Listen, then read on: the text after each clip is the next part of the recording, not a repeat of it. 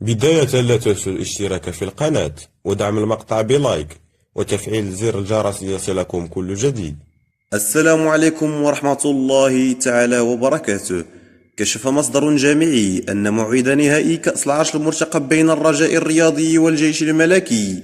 مساء اليوم الاثنين المقبل ما زال قائما في وقته المحدد،